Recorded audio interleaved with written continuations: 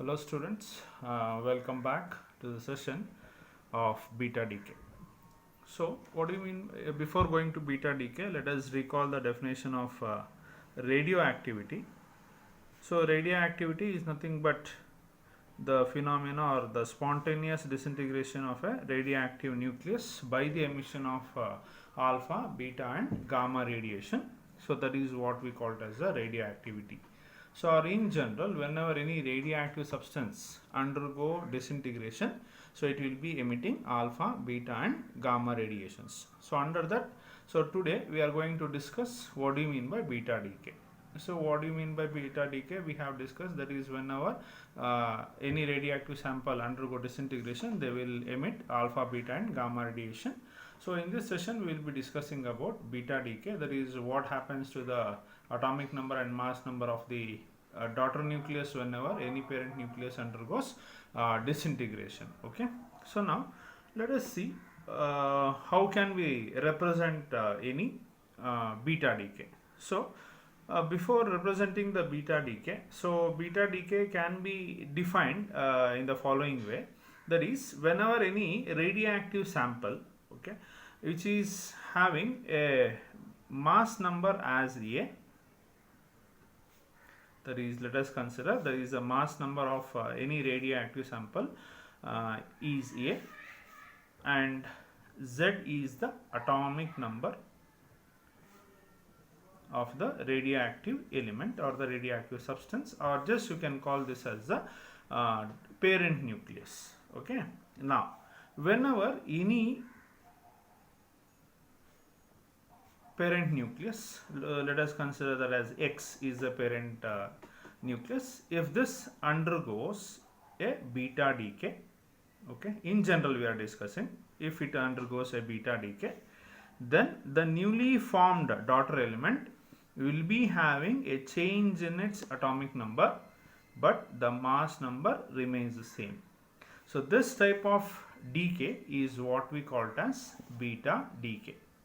So remember once again students, let us consider a radioactive substance which is usually known as the parent nucleus. Okay, now this parent nucleus has an atomic number as Z and mass number as A. Okay, so therefore let us consider the radioactive substance is X, so it is having an atomic number Z and mass number A. Now when this goes or when this undergoes a beta decay, the newly formed daughter nucleus will have a change in its atomic number, but the mass number remains the same. So this type of decay or radioactive decay is what we call it as the beta decay. Okay, now just now we saw that there will be a change in its atomic number. So along with this change in atomic number, there is another particle which is being accompanied by the beta decay. So one is nothing but the emission of electron, or electron is emitted, or a positron is emitted,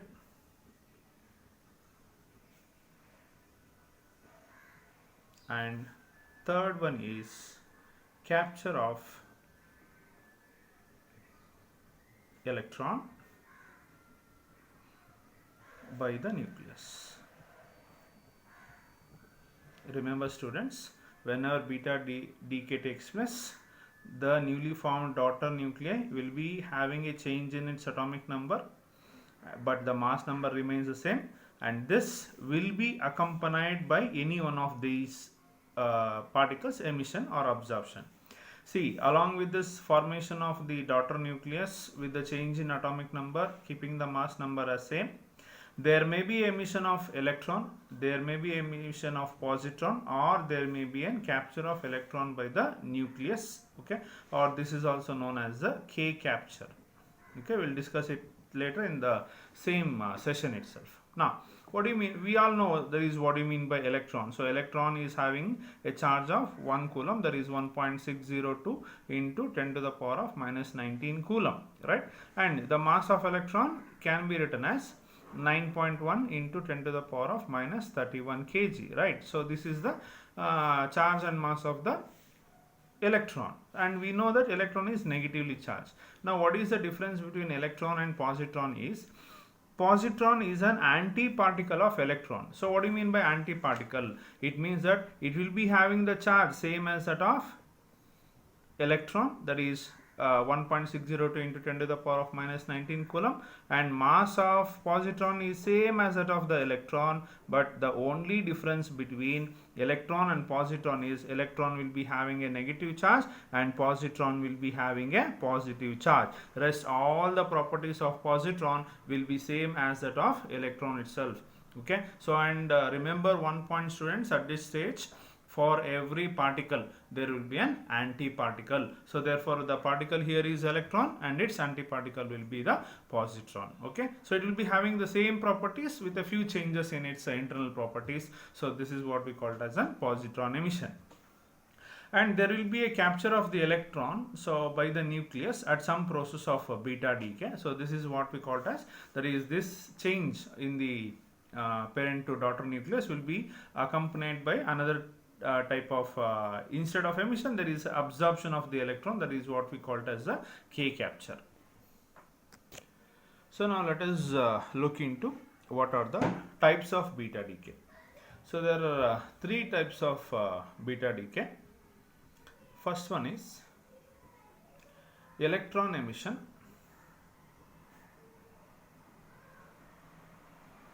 that is we call it as beta minus decay.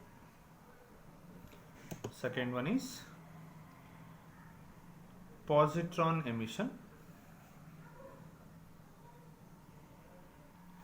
and this is what we call it as beta plus decay, and this is orbital electron capture. So this is the another type of beta decay. So there is three types of beta decay. One is beta minus decay, or which is also known as electron emission beta decay. Beta plus decay, which is also known as positron emission beta decay. Third one is orbital electron capture, or already we have discussed this, named it as K capture. Okay, so these are the different types of beta decay. Now let us look into the first type of beta decay, that is what we call it as electron emission beta decay, or which is also known as beta minus decay. Now first let us see in this type of electron emission what happens for the parent nucleus and the daughter nucleus. Now before studying beta minus decay, first point to be understood is when will the nucleus undergoes beta minus decay. So this is very important. So whenever the nucleus has excess of neutrons than that of the protons, then this type of this type of beta decay will undergo. Whenever the parent nucleus or the radioactive nucleus has excess number of neutrons than protons, now there is a possibility of beta minus decay.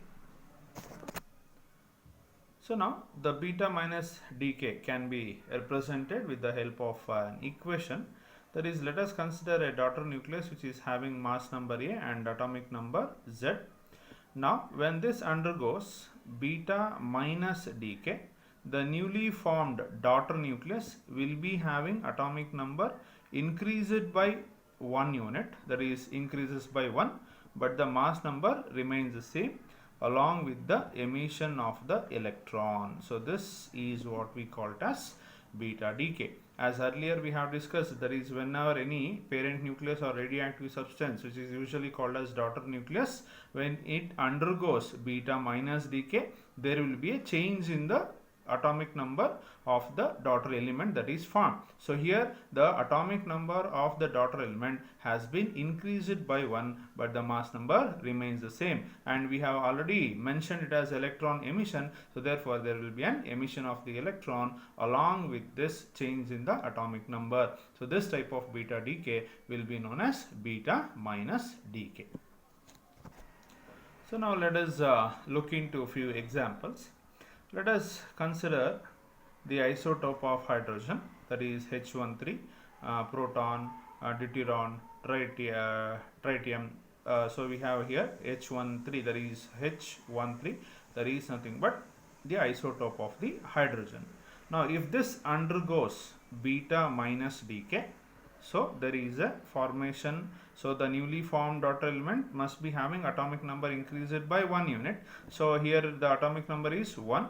So 1 plus 1, it will be 2, and the mass number remains the same. So the element with atomic number 2 is nothing but helium. So this is one of the isotope of helium. So we can see here that there is no change in the mass number A, but only the atomic number has been increased by 1. So along with the emission of the electron. So this is one example. So let us look into the second example. That is, we have atomic number 15. Okay, now when it undergoes beta minus decay, so it forms a newly, that is the newly formed daughter element will be having atomic number increased by 1, so therefore it will be 16, but the mass number remains the same. So this is S, okay, plus emission of electron. So whenever any radioactive nucleus undergoes beta minus decay, so with the previous example we have seen that there is an increase in the atomic number. So if atomic number increases by 1 means there is an increase of 1 proton, right? So therefore we need to think about that is how there is an increase in the atomic number. So for that we have to consider, or we have to recall the atomic model. See, any atom will be having a positively charged core, that is what we call it as a nucleus, and this is your atom. Now see, we from Bohr's atomic theory, and we have seen that that is, any atom consists of a positively charged nucleus and the electrons are revolving around the nucleus in different orbits. All those things we have discussed in our previous unit. And from the quantum mechanics we have seen that there is a electron does not exists inside the nucleus, right?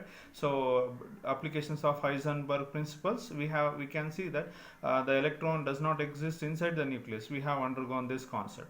So then here we are studying about that is a disintegration of this nucleus. So here we can see that there is an electron emission during the beta minus decay, right? Okay, try to understand, students. Here we have discussed from Heisenberg uncertainty principle that electron does not pre-exist, or it is not present inside the nucleus. Then how come in case of beta minus decay there is an emission of electron? So there must be something going on inside the nucleus such that there is emission of electron.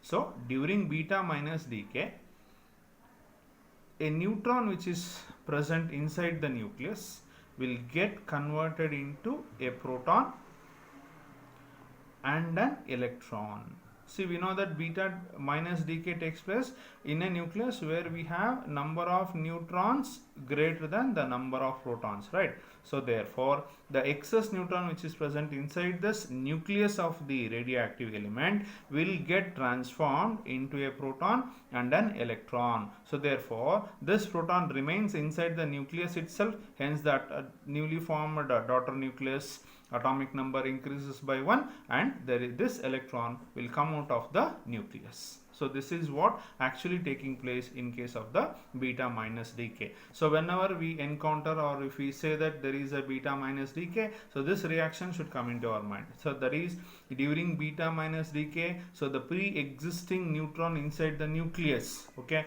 so because beta minus decay undergoes in a nucleus where we have number of neutrons greater than that of the number of protons. So therefore this excess neutron which is present inside this nucleus will get converted into a proton and an electron. Okay, so this proton remains inside the nucleus. So if the number of proton increases means there will be a definitely increase in the atomic number, and this electron will come out of the nucleus as beta minus decay. So this is actually this is what actually that is taking place inside the nucleus of a radioactive element which is undergoing beta minus decay. So during beta minus decay, so we know that there is an emission of electron. So though don't confuse this electron which is coming during beta minus decay with the revolving electron. So revolving electron is different, and this electron which is emitted during beta minus is different. So this is separate entity and this is separate entity. This electron which is coming out of the nucleus, of course from quantum mechanics we have seen that electron does not pre-exist inside the nucleus. Okay, don't misunderstand the concept. So this electron is not pre-existence in the nucleus of any atom.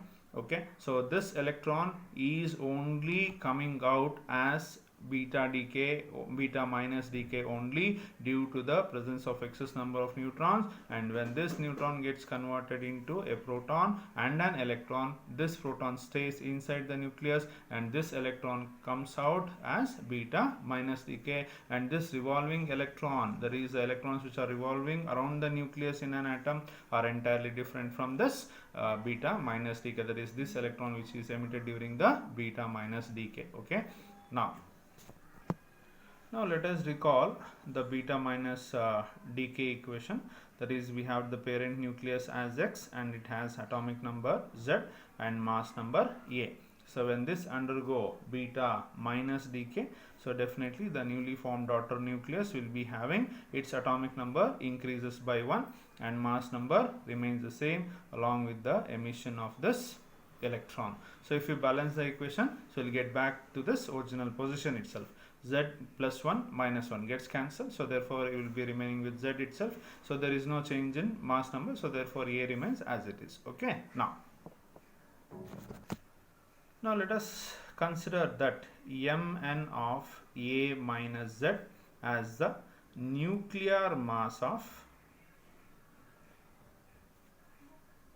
parent nucleus and Mn of A comma Z plus 1 as the nuclear mass of daughter nucleus. Now if there is no change in the mass number, so but there, even though there is no change in the mass number, but still there is a decrease in the mass during the beta decay, that is beta minus decay. So therefore, so according to Einstein's mass energy relation, we have E is equal to m into c square. Now to calculate the Q value of the beta minus decay. So Q value means it is nothing but known as the disintegration energy. So that is the energy to released during the any reaction is what we call it as the Q value of the reaction. So that is found out using the formula, that is Q of beta minus can be written as, that is mass of the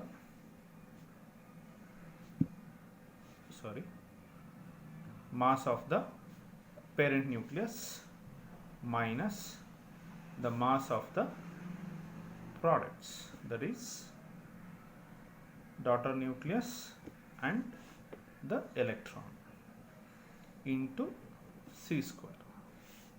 Okay, so this will be Q value of beta minus decay in terms of its nuclear mass. So this can be simplified as Mn of A comma Z minus Mn into A comma Z plus 1 minus M into E into c square.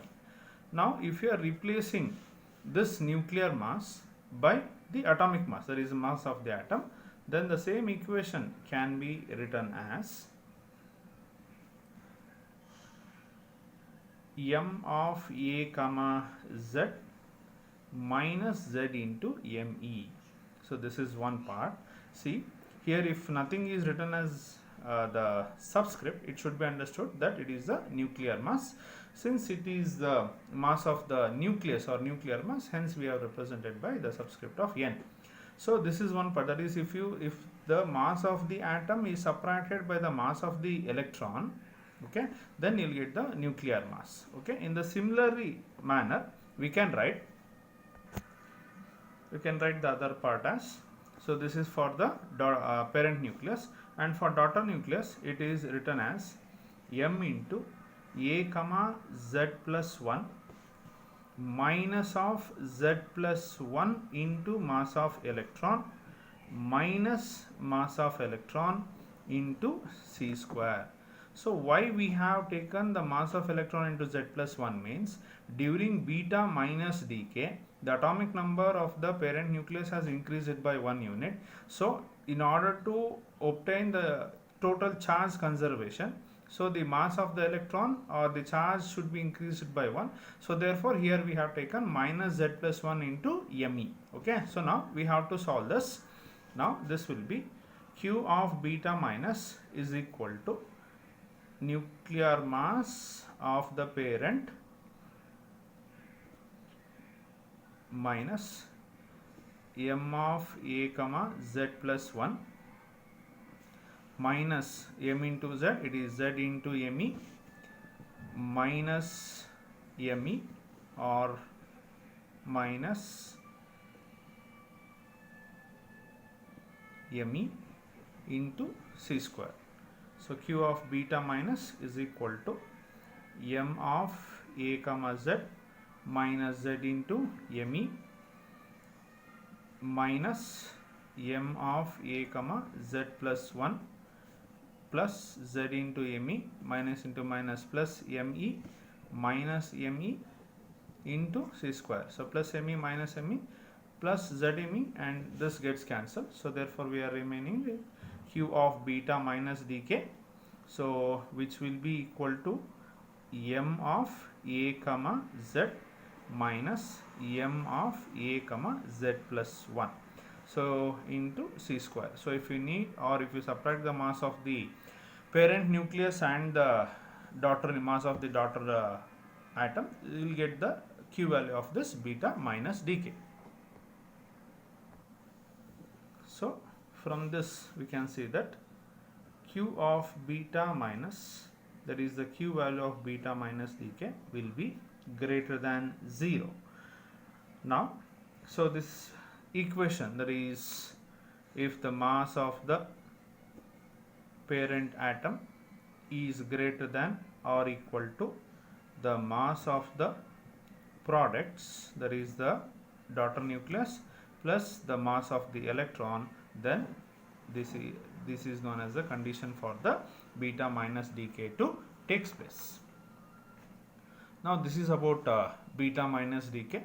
So we will be discussing about beta minus decay and electron capture in our next video.